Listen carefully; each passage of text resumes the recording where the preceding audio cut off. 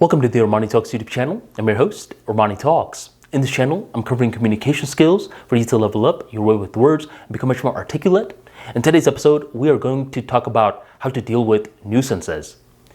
And you can even remix today's episode into how to deal with bad days. Roughly around 2000 and let's say 11, I was living in this place called Urban Place. And I'm naming them out because to this day, I don't respect Urban Place. I couldn't stand how they treated me and my brother. Basically what happened was when we were initially being onboarded into Urban Place, we were amazed by the community.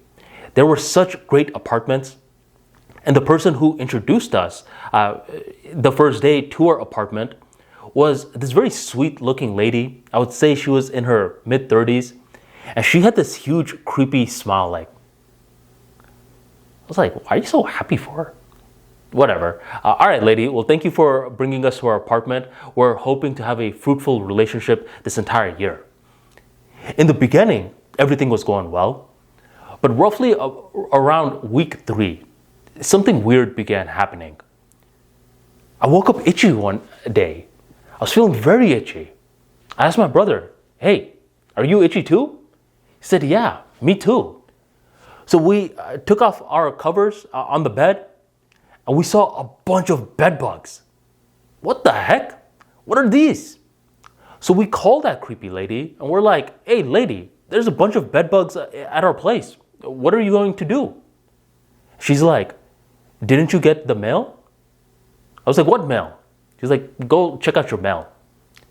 So I walk to the mailbox, I get the mail, I read the letter, and the letter basically says that Urban Place recently has been struggling with bed bugs, and the end of the letter gives us services to contact in order to get rid of the bed bugs.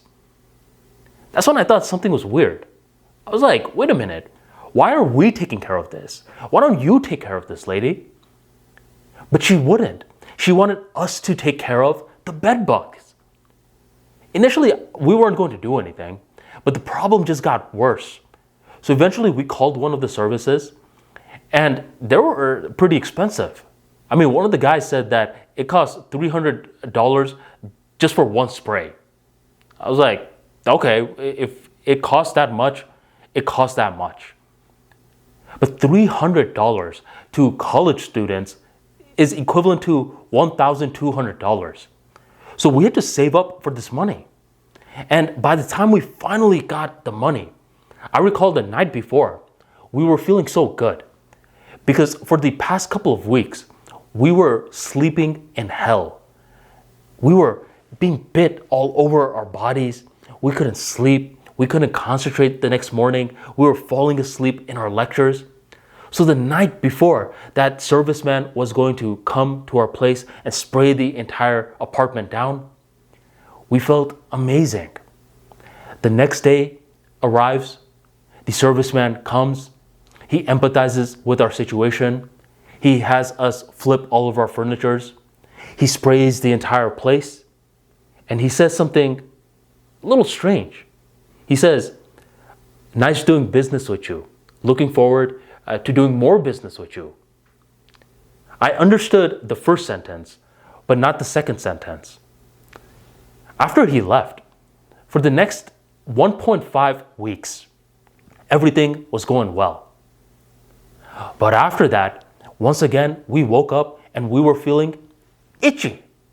We took off our comforters and once again, we saw bed bugs. I called this guy, pissed off, and I was like, hey man, your service didn't work. What's up? And he says, you didn't think this was a one-time service, did you? This is an ongoing service. I asked, for how long? He says, I don't know. I mean, the plan is to just keep coming and spraying and hoping that the eggs go away. We were not going to pay this guy any more money. We were not going to be taking care of these bugs anymore because at this point, we were somewhat getting used to it as well. So I called that same creepy lady from before and I give her an update. Look, creepy lady, we can't keep spending money like this. So we decided to forego the bed bug services. We'll learn to deal with the bed bugs. We thought she was going to say thank you because you're not complaining. But instead, she gets mad. She says, no, if you don't get the bedbug services, then the apartments are going to suffer. You have to get the services. And I said, I don't have to do anything. You should actually be providing the services for us because all the other residents also have bedbugs. This isn't an us problem. This is an urban place problem. And we're just going back and forth. And eventually I say, we're not going to do it. And she responds, okay, if you're not going to do it, then I will have you evicted. I guess I was feeling very ballsy that day because I said, well, go right ahead. And I hung up.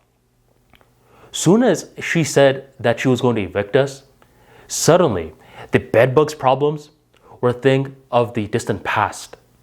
At this point, I was terrified.